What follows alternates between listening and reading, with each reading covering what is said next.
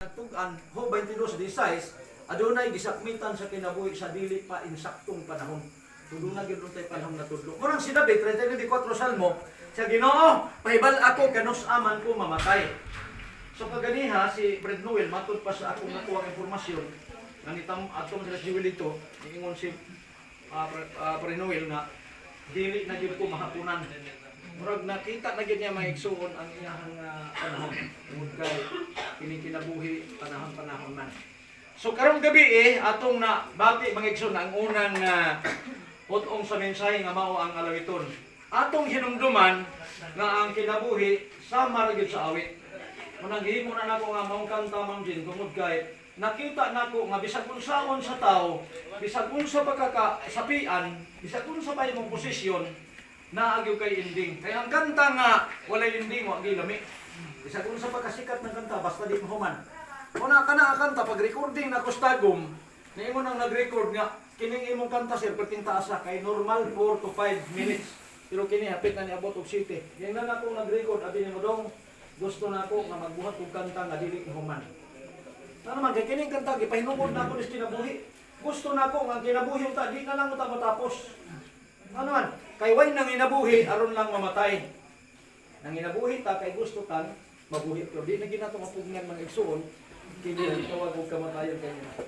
Samtang namalandong ko ganiha madayon bagdilit kay ang ulan grabe man nya wa naman itay suga. Pero grabe gyud ka maay Ginoo igo lang kita ni plastar bisigang suga. Amen. Di ba? Dalaygon yung kay ang Dios. Tutikod niyang maayo ha. Iyatang gisugan ini nga na samtang magsugod ta. Ito may igsoon diri sa kilid niyo ko sila na human dinhi makaya pa ba daw mubalintay ko bisag magbuntag pa ta basta inani atong himuon tungod sa pagduyog sa mga kaigsunan. So muna ganiha naglantaw-lantaw na lang ko maigsoon kay napoy gipang-download sa kanang akong cellphone. Nakita na ko maigsuon ang resulta sa bagyo nga upong. Kunya nakita na akong resulta sa linog nga adto lang yung murag kagahapon lang siguro to. Gabi lang yun. Grabe maigsoon. Gitanaw na ko murag nagtanaw ko ako ra isang nagtulog ako muruha ba. Kumusta ka ang pamilya ini? Naapag gi-interview nga usa ka tawo nga 5 gyud sa iyang pamilya ang nangamatay. Yang asawa, yang mga anak. Unsa na lang gyud gaha. Kung sakit man ako ni diskutan para nga atong makompare maigsoon kung sakit man na isa. How come katong 5 ka buok sakop sa iyang pamilya? Tungod atong linog nga nahitabo maigsoon. Kinsa nagdahom? Ang linog mikalit lang kadtong naa sa hotel, kadtong naa sa mga building nga dagko. Wala gyud. Wa kay eskapan, mudagan ka asa ka mudagan. Nya, tanan gawyo. Nakita na maigsoon lahi kay ang linog diri sa tuwa tong unang nilabay tong 2019 gaana ang linog nya kusuman naon. Ang dito sila lahi kay ganaana. Murag kulbon ba? Kadtong nasa tulay nga nagmotor, nanghunong kay di na siya takilid ng motor. Una ang resulta sa Bugo City mo gid na igo. Sa YouTube nakita ako 30 ka buok ang namatay. Gawas pa atong mga nangasamdan nga nasa ospital. So mo ni may igsuon nga ang atong kinabuhi sama sa awit dunay sinugdanan ug dunay katapusan. Dunay mga tawo nga maiglawas nga wala gyud magdahom nga mamatay, namatay po din na disgrasya, nadasmagan, pare atong sa upong wa gyud magdahom dahil magtiayon di interview, duha na ilang anak. 2 ka tuig, 1 ka tuig, patay gyud 2 ka anak, sila magtiayon na bilin. Sakit kayo nimo panganungon. Grabe ka sakit. Una nga kining sitwasyon na igsuon sa atong nga problema sa kinabuhi. Matod pas Biblia, mohilak ta. Usahay wala na tay kadampan ug nakadungog mo ni Dr. Rosaluso kaniadto ang suliran kaluha na sa usa ka tawo sa kalibutan. Pero dunay suliran nga daw bugat na ug dili dayungan. Unang si David sa 119 sa Salmo siya natunaw ang akong kasing-kasing sa kagulo Dios. Lig-una ko pinaagi sa imong pulong. Kinahanglan pag comfort man igsuon. Una ang atong pagbati nga atong ubanan tungod kay kining sitwasyon nga na mamatay maigsoon sa atong pamilya dili gid galin kay ako nagian gid nako. Kunting sakita. Murag daw dili gid nimo gustong dawaton. Pero agi tay mahimo mangigsuon kay ang design sa kinabuhi nato sama sa awit dunay sinugdanan, dunay gid siya katapusan.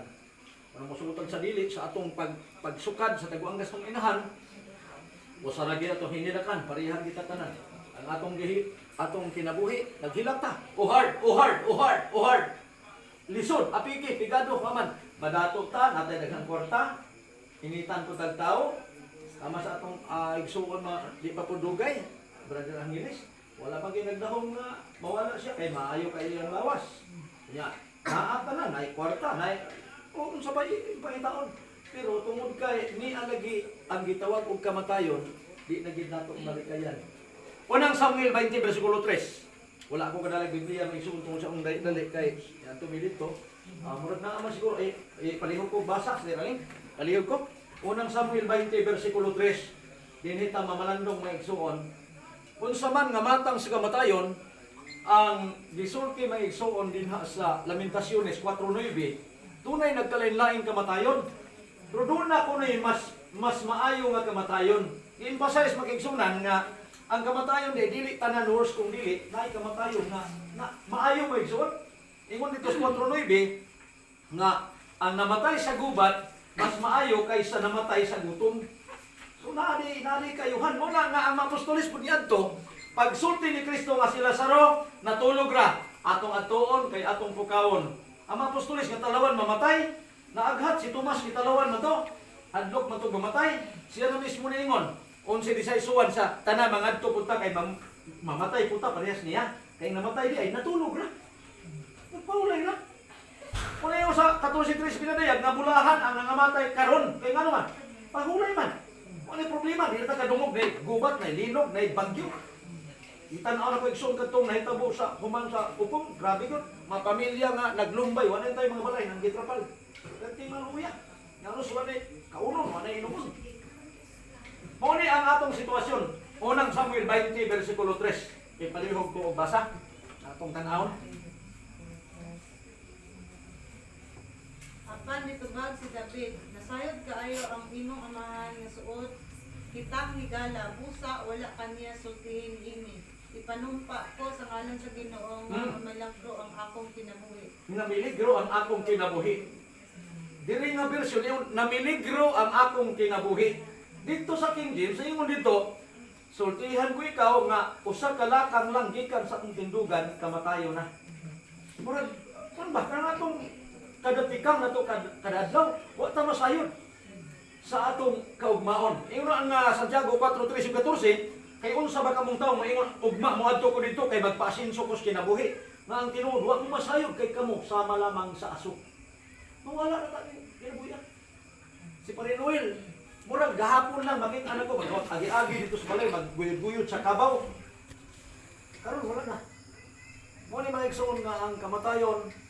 Brother Bernabe, murag bata pa gyud kaayo no, 46 katuig pa lang. Murag ang murag labang lang gyud sa katunga, no? Ay, ang iyang igo rin siya naka-birthday og 46. Amo ni nga karong gabi alang sa pamilyang Malik, ang ato makaigsunan nga atong nunaon nga ang ato ning kinabuhi matud pas gibasa ang akong kinabuhi na miligro. Naman, kay daghan ng matang atong padunungan nga ang tao mamatay, madasmagan. Kadtong diri sa muhaan kani adto nga akong mga Bible student, upat gid sila kabuok. Ang nahibilin usa gid kabuok katurang bata nga 2 anyos. Ang amahan, inahan ug katong maguwa nga bata. Tulog kabuok ihaya sa balay. Nanawag sa kuwa kay magpaserbisyo, naatlan na to akong Cagayan. Nga ako na lang igo na lang gid ko nagpaabot sa ako sa pagpasubok sa pamilya. Dili lang mga igsoon. Muna nga kini nga sitwasyon ang kinabuhi nato ni Amandes Peligro ang ato ra gyud paglaom na ara gyud sa kamot sa Ginoo. Kay di ta kasiguro ugma ug unsay mahitabo nato.